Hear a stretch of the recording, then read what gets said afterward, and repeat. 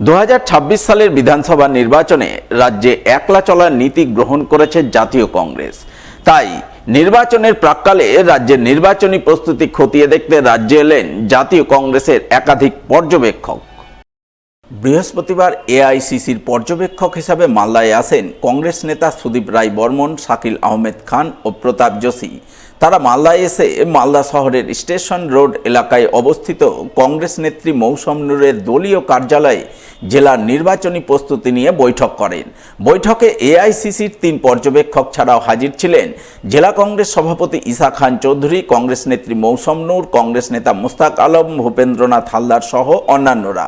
তাদের সঙ্গে বৈঠক করে এআইসিসির পর্যবেক্ষকরা দলীয় স্তরে জেলার নির্বাচনের প্রস্তুতি খতিয়ে দেখেন। পরে সংবাদ মাধ্যমের মুখোমুখি হয়ে জেলা কংগ্রেস সভাপতি ঈসা খান চৌধুরী এবং কংগ্রেস নেতা শাকিল আহমেদ খান কি জানিয়েছেন শুনুন তাদের মুখ থেকেই। সিনিয়র অবজারভাররা এসছে এআইসিসি থেকে আমাদের মালদা ডিস্ট্রিক্টের ইলেকশন প্রিপারেশনের খবর নেওয়ার জন্য। এটা খুব ভালো লেগেছে আমাদেরকে, যে এক্সারসাইজটা হয়েছে এটা খুব একটা পজিটিভ জিনিস। এই যোগাযোগ আমরা চাই ডিস্ট্রিক্ট লেভেল থেকে, ব্লক লেভেল থেকে, যখনই কেউ আসবে আইসিসি থেকে যোগাযোগ করবে আমাদের সঙ্গে, আমাদের রাজনীতির ইচ্ছা বাড়ে। তার জন্য এটা খুব সুন্দর প্রসেস। লড়াইটা একমাত্র কংগ্রেস লড়ছে। ভোট পাওয়া, পোলারাইজেশন করা কংগ্রেসের উদ্দেশ্য নয়। তাই আমাদের স্লোগান ভাইচারা, প্যার, মোহব্বত, মোহব্বত কা দোকান। বিজেপি অন্যান্য দল ব্যঙ্গ করতে পারে, কিন্তু এটাই হচ্ছে আমাদের রীতিনীতি এবং আদর্শ, যে মানুষের মধ্যে যেন বিভাজন আমরা না করি, মানবতাই শেষ কর। কিন্তু আমরা দেখতে পাচ্ছি একটা এই যে নাটক আর কথা বলা হয়েছে, একদিকে নাটক চলছে, আরেকদিকে ভেলকি চলছে। এই দেশের মানুষ এই ভেলকি আর নাটকের মাঝখানে তাদের অবস্থা খুব নাকাল হয়ে গেছে।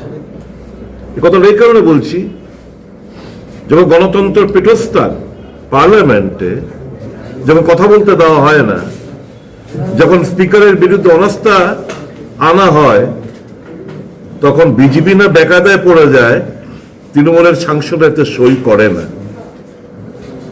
বিভিন্ন ইস্যুতে তারা ওয়াকআউট করে বেরিয়ে যায়, ভোটাভুটির সময় বেরিয়ে যায়। কাজে উনি যে কথাটা বলছেন, এদের মধ্যে বোঝাপড়া, মানুষের মধ্যে একটা ভয় ভীতি, একটা আতঙ্ক তৈরি করে যে তুম লে লো হিন্দু ভোট, मैं ले लूंगा মুসলমান ভোট। এই হচ্ছে এদের খেলা। কাজে এটা নাটক চলছে। हम हमारी लड़ाई क्लैरिटी के साथ है, हमारा इंटरवेंशन, हमारा संघर्ष भारतीय जनता पार्टी के आइडियोलॉजी के खिलाफ और यहाँ के डेवलपमेंट के लिए एकदम क्लियर है। यही बात कहने के लिए हम आप लोगों के पास आ जाए।